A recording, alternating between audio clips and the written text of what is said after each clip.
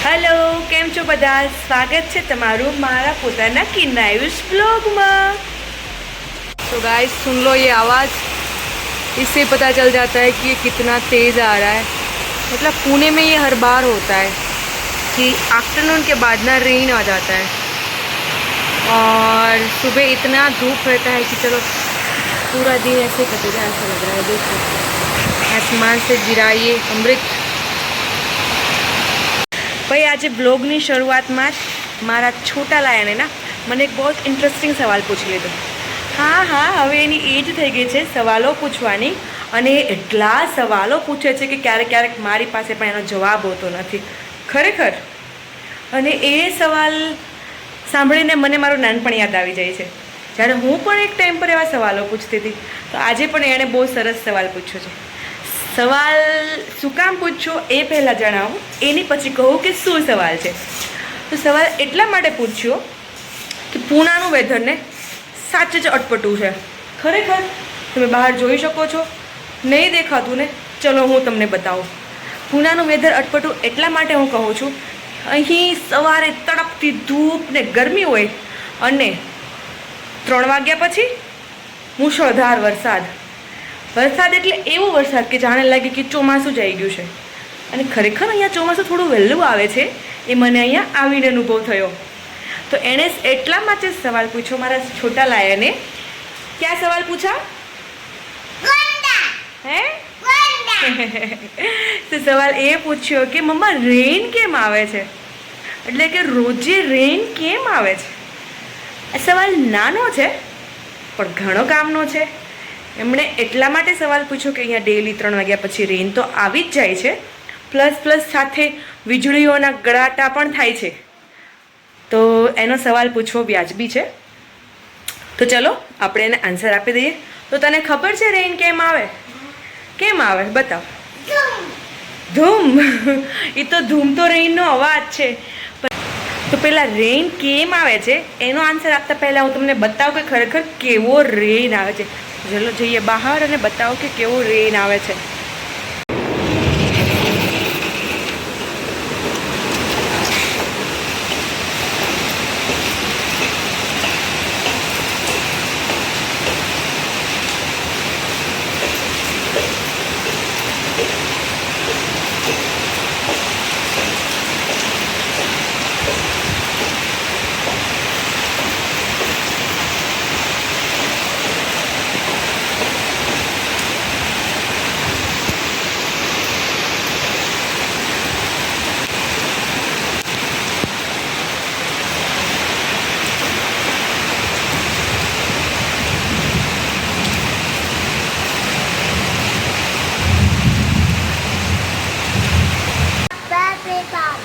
તમને નીચે દેખાય છે?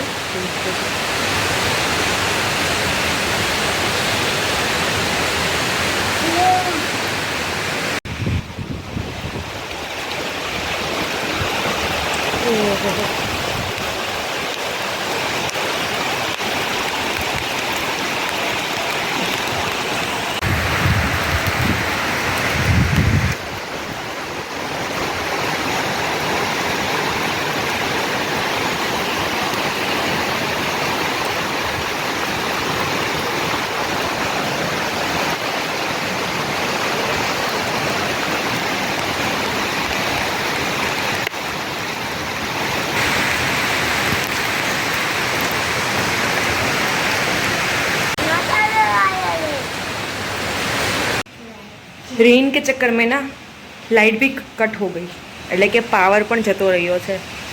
આ પ્રોબ્લેમને અહીંયા ઓલવેઝ થાય છે। એક બાજુ મુશળધાર રેન આવે છે, બીજી બાજુ પાવર કટ થઈ જાય છે અને ગરમી તો જતી જ નથી યાર। તો ચાલ તને કહું કે આજે રેન કેમ આવ્યો, જાણવું છે તારે? હે બુકમાં નથી રેન કેમ આવ્યો નહીં। તો રેન એટલે આવે કે જ્યારે બહુ જ ગરમી બહુ જ તડકો હોય ને ત્યારે નદીનું પાણી, ઓશનનું પાણી, સમુદ્રનું પાણી, પછી નદી નાળા બધાનું પાણી જે હોય ને એ એટલું ગરમ થઈ જાય કે એવી બાષ્પ બની જાય, એટલે કે વેપરાઇઝ થઈ જાય। એની વરાળ જાય સ્કાયમાં અને સ્કાયમાં જાય ને વરાળ પછી શું થાય ખબર છે? એ જ્યારે વરાળ સ્કાયમાં જાય ત્યારે એ બહુ જ હળવી હોય છે, હવા કરતાં પણ હળવી. એ ધીરે ધીરે બધી વરાળ છે ને ત્રિશુ સ્કાયમાં ભેગી થાય અને મોટું ક્લાઉડ બને, એટલે કે મોટું વાદળ બને. અને જ્યારે હવા છે ને એ વાદળને ઝીલી ના શકે ને, એટલે એ થવા લાગે. હા હા, આપણે એ જમણેલા જઈને લઈને જવાનું છે રેનમાં, સમજે? હવે વરાળ તો ગરમ ગરમ હોય છે, અને ગરમ હોય વસ્તુ એ હળવી હોય છે, તો હળવી વસ્તુ ઉપર જાય પૃથ્વીના ગુરુત્વાકર્ષણને લીધે, અને ઠંડી હવા નીચે આવે. જ્યારે ક્લાઉડ મોટું બની જાય ને પછી મેલ્ટ થવા લાગે અને હવા એના બૂંદોને નીચે લઈને આવે, એટલે કે વરસાદ આવે. ઈઝી. પણ તને ખબર છે કે થંડર કેમ થાય? વીજળી કેમ થાય? વીજળીનો અવાજ કેમ આવે? કેમ આવે? શું તમને ખબર છે કે વીજળીઓ કેમ થાય છે અને એનો અવાજ કેવો આવે છે? ત્રિશુને તો ખબર છે કેવો અવાજ આવે. તો તમને ખબર હોય કે થંડર એટલે કે વીજળી કેમ થાય છે અને વાદળોનો અવાજ ગડગડાટ કેમ આવે છે, તો મને કમેન્ટ કરીને જરૂર જણાવજો. પણ તમને એ ખબર છે કે રેન આવતા જ એકદમ મસ્ત માટેની સુગંધ આવે છે, જે one of my favourite smell છે. એટલે કે હું આજ દિન સુધી એ પરફ્યુમ ગોતું છું જેમાં માટીની સ્મેલ આવતી હોય. જો તમને એ પરફ્યુમ ખબર હોય તો મને જરૂર કમેન્ટ કરીને જણાવો. આહા, કેમ કે અત્યારે એ જ સ્મેલ માટીની આવે છે એટલે મને યાદ આવી ગયું. પણ મને એક વાતની એ ખબર છે કે આ જે માટીની સ્મેલ છે ને એક બેક્ટેરિયાથી આવે છે. જે જમીન ઉપરના બેક્ટેરિયા છે ને એમાંના એક બેક્ટેરિયા એને રિલીઝ કરે છે. એ બેક્ટેરિયા શું છે, એ કેવી રીતે માટીની સ્મેલ એમાંથી આવે છે, એ જાણવા માટે તમારે નેક્સ્ટ વ્લોગમાં મારી સાથે બની રહેવું પડશે.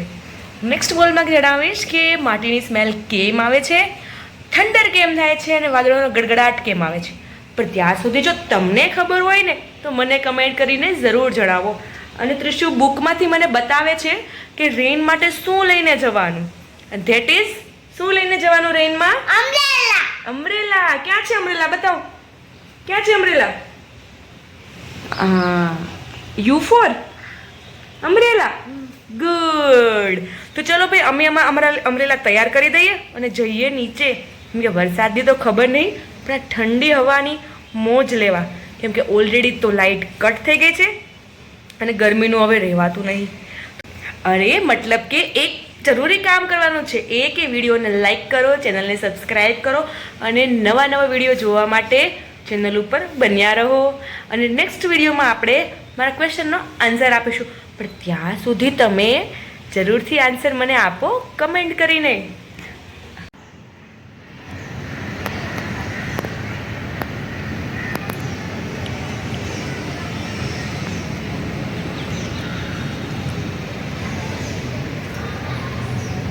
रेन आने वाला है, ये देखो ना क्लाउड ब्लैक ब्लैक हो चुके हैं, अभी आएगा.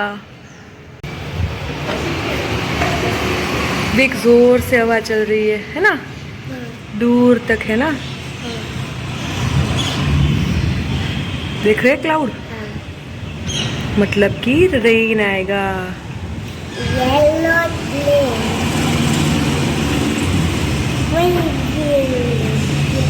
दिख रहा है ब्लैक ब्लैक, दूर रेन है, रेन आएगा.